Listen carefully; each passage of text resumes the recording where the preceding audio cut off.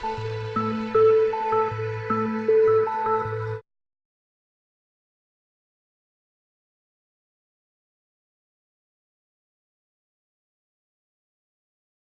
way I have defined social business is a business for a social purpose, not for making money for oneself. The usual business that we are familiar with is a business to make money. Profit maximization is the mission of the business.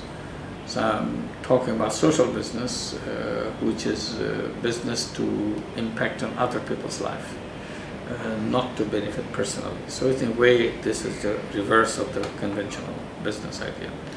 It's a non-loss, non-dividend company with a social objective. Company can make profit, but owners cannot take dividend beyond the amount of investment they have made. They can take back over years the investment money, nothing more than that, because the entire company is devoted for a social objective. So that makes it a social business. I see good response. I mean, they have not said this is a crazy idea, forget about it. Like we have joint venture with the Danone, Grameen Danone company. We have joint venture with Veolia, Grameen Veolia water company.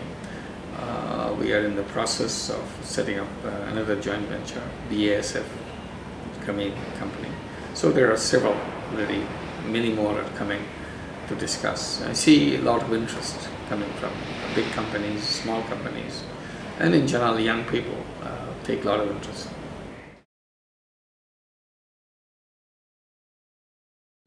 Uh, 30 years from now, life will be so different. The idea of business will be so different.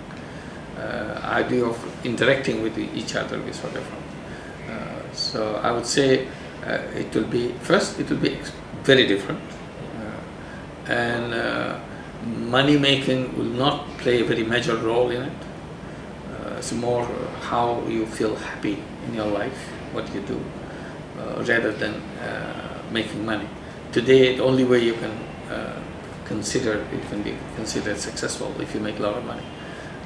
I think those ideas will change completely. The money idea will go down, impact idea will come much higher.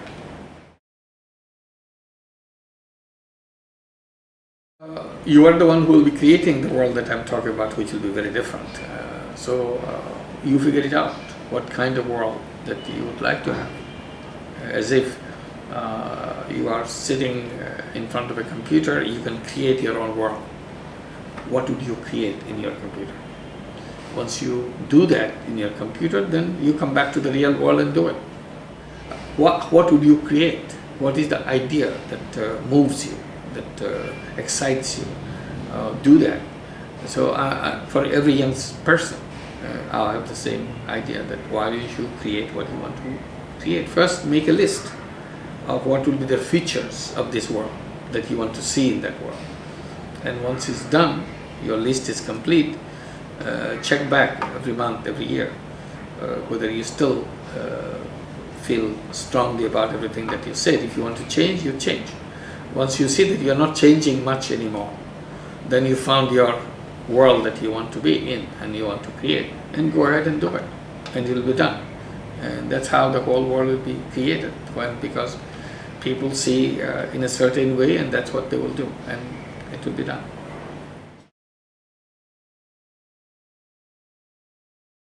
It's more than the government. I think it's, I would say, more the academic world, what the academic world will do, because this academic world is the one which creates the mindsets of the people, giving ideas and knowledge into the mind. Education should not be about the past. Education should be about the future. So whatever experience you have, very quickly you go over it and say, what do you do with that? Because past is always available in the computer. You Google it, you have the past. But the Google doesn't give you the future. I have to create the future.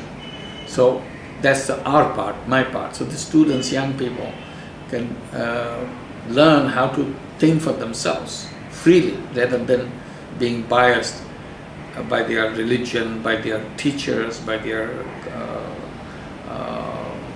seniors, or whoever. so that they feel free that yes, I can do whatever I wish to do in a systematic manner. So it's not a random thing, I did something and forgot it and do something else. That doesn't lead anybody anywhere.